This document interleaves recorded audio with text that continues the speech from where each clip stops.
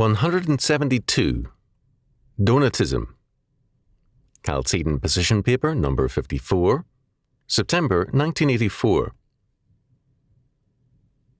Some heresies begin with very noble motives, but end in evil. This was certainly true of Donatism.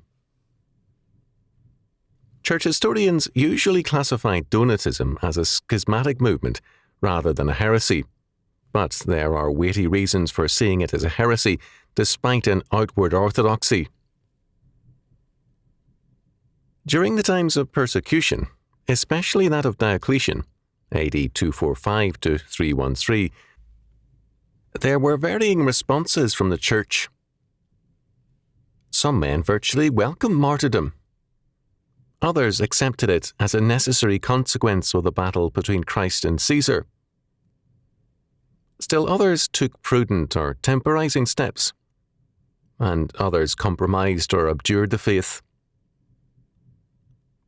When the persecutions ended, there were bitter feelings between those survivors who had not compromised and had endured persecution, and those who had compromised.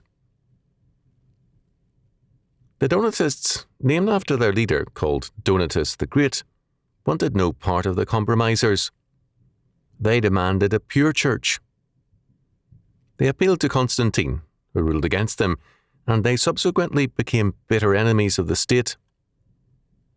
Constantine insisted on liberty of faith and worship, and the Donatists were not touched by him. In a church council of AD 330, the Donatists had 270 bishops present. In AD 411, at another council, the Donatist bishops present numbered 279, the Catholic bishops 286. Donatism was no small movement. The Donatists were separatists who demanded a pure church. The church had to be the community of regenerate saints. In the process of seeking this holy church, the Donatists forgot what the Catholic party knew, that saints can sin and sinners can repent. Time proved that there was no lack of sin among the Donatists, but there was less ability to face it and cope with it. The issue was, at root, the doctrine of the Church. Was it a school for holiness, or the congregation of the holy? The Donatists were often stern in church action against sinners, less effective as a missionary church. More important, Donatism strongly opposed the restoration of pastors who had proven to be cowardly under persecution, who had either surrendered church records, or worse, denied the faith. Such unholy priests were held to be incapable of restoration, and their actions as pastors and the sacraments administered invalid. The Donatists held that holiness cannot be communicated by the unholy, nor faith received from a faithless man. Such a pastor gave guilt, not faith. As a result, the Donatists held Catholic baptism to be invalid. The results of this position were deadly. If a pastor's acts are only valid if he is personally holy, then no man can be sure if his baptism and communion are valid until the priest dies without falling out of the true faith. This raised other questions also. If a pastor strayed from the faith, and the baptisms he performed were invalid, were the marriages invalid also? The whole Christian life was plunged into uncertainty, and assurance was denied. The Donatist Petilian said, "He who receives the faith from a faithless priest receives not faith, but guilt." St. Augustine, the great adversary of the Donatists, said, "But Christ is not unfaithful, from whom I receive faith, not guilt. My origin is Christ. My root is Christ. My head is Christ. The seed, of which I was born, is the word of God, which I must obey, even though the preacher himself practices not what he preaches, I believe not in the minister by whom I am baptized, but in Christ, who alone justifies the sinner and can forgive guilt. With respect to baptism, Augustine said also, "To my mind, it is abundantly clear that in the matter of baptism, we have to consider not who he is that gives it, but what it is that he gives. Not who it is that receives, but what it is that receives." The Donatists, in their zeal for purity, had come to give too great a role to the pastor and the church. The validity of the faith was made to depend on the validity of the church. Paul, in Romans chapter 10, verse 17, says, "Faith cometh by hearing, and hearing by the word of God." The issue was sovereign grace. It is not the church nor the pastor that saves us, but the Lord. In their zeal and passion for the purity of the church, the Donatists had exalted the church to a position far in excess of its appointed place. Salvation was in effect made to depend upon the holiness of men rather than the holiness of God. We are not saved because our pastor is holy and gracious, but because God is. It is not surprising that, ever since then, separatist churches, often rebelling against very great evils and unfaithfulness in their mother church, readily fall into a Phariseeism. They stress the rightness of their church rather than the grace and mercy of God. It is because of this overemphasis on the holiness of the church that they fall into heresy and slight the sovereign grace of God. Only the church which stresses sovereign grace can avoid this peril. It is easy to understand the Donatist hostility to church members and leaders who had proved weak under persecution. It is understandable that questions were raised about their restoration to membership or office. Such questions had to be raised. However, it was no solution to bar them permanently from their place in the church. This step placed the validity of church ordinances and of the church itself upon men rather than in Christ. It is not surprising that, in time, Donatism was under suspicion of Pelagianism. Its doctrines placed an undue reliance on man rather than the Lord. After some generations, Donatism disappeared as an organized movement and church. But, as a faith, temper, and disposition, it lingered, and it has been a problem for all segments of the church.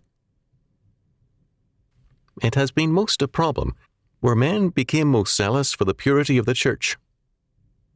The path of Donatism leads from a passion for the faith to an undue trust in men and in institutions. In its results, it becomes a form of humanism. Donatism, as a temper in history, has been applied far beyond the boundaries of the church. I am regularly asked by modern Donatists who have never heard of Donatism if they are not freed from any duty to obey the state, since the state allows abortion, homosexuality, and more. Their zeal for reform in these areas is wonderful. Such people are often the activists whose work is of central importance to more than a few causes. Some, however, react by a Pharisaic separation from all reform action. Many medieval scholars held that a state could be placed outside the pale and its ruler a legitimate target for, quote, execution, end quote. They failed to see that murder cannot restore a civil government to a godly function. Much more is needed. Indeed, we must say that the revolutions of our era are a product of a modern version of Donatism. A great deal of current historiography is modern Donatism. It seeks to justify the destruction of one order after another on the grounds that only a strict and destructive separatism can unleash justice. The church Donatists held that separation would ensure grace. The political Donatists hold that it will ensure justice. The word revolution gained its modern meaning from Copernicus and his work in De Revolutionibus Orbium Celestium.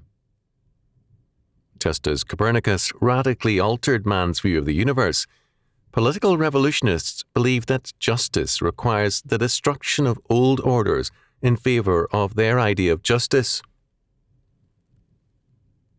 The ruling class must be overthrown and replaced. Existing social institutions must be scrapped and only approved ones allowed to exist. The goal is to create a truly human order in which man remakes man in terms of a revolutionary goal.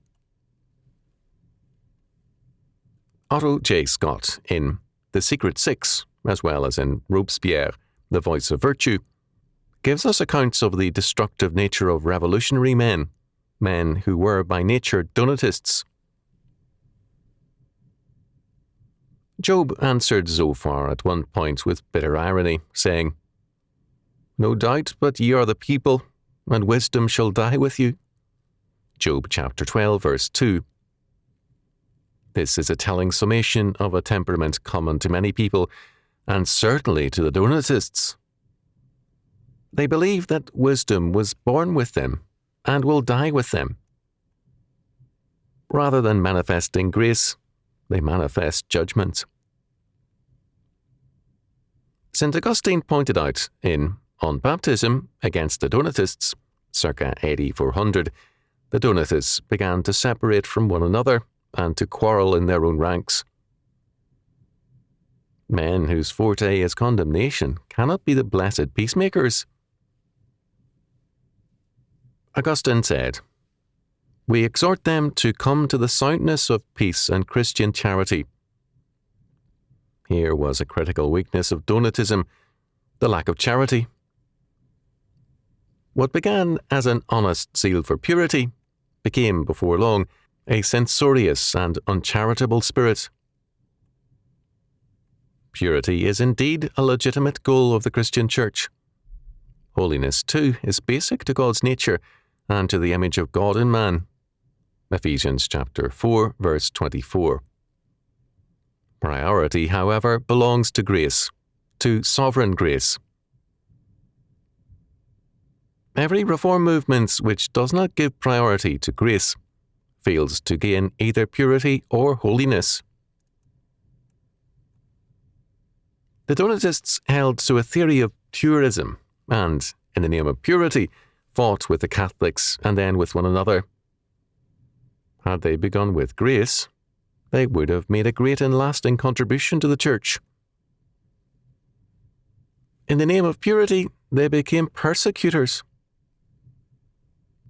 In the process, Augustine charged they distorted Scripture, the word of grace, to become a Donatist word.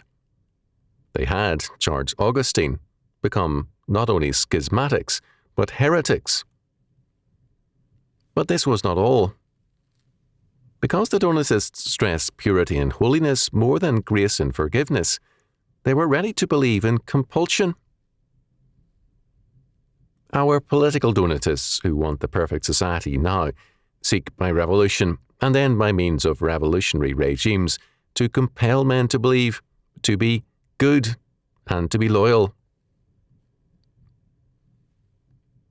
By their demand for what Augustine felt was an absolute purity of all priests, the Donatists guaranteed two things. First, Pharisaism, and second, censoriousness. We have today many Donatist movements in the Church and in politics. That reform is commonly necessary in both realms goes without saying. We must rejoice that many are dedicated to reform if their dedication is marked by grace, charity, and patience. If these are lacking, such people are a major hindrance to their own cause.